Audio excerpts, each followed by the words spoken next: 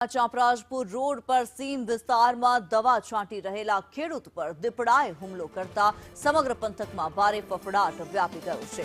જેતપુરના Chaprajpur road પર canal પાસે આવેલી સીમમાં 45 વર્ષીય ખેડૂત જમનભાઈ ભીખાભાઈ અમીપરા પોતાના ખેતરમાં દવા છાંટી રહ્યા હતા ત્યારે અચાનકથી જ દીપડો ત્રાટક્યો।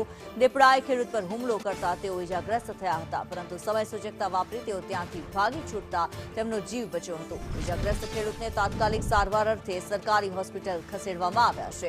ઘટનાને પગલે વન વિભાગ હરકતમાં આવ્યું છે અને દીપડાને પાંજરે પૂરવા તજવીજ હાથ ધરવામાં આવી।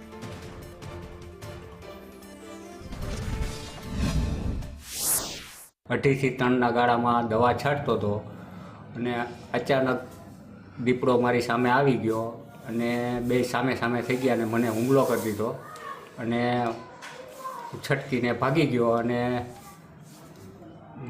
મારો છોકરો આવીને મને સરકારી હોસ્પિટલમાં સારવાર હેઠળ લઈ ગયો।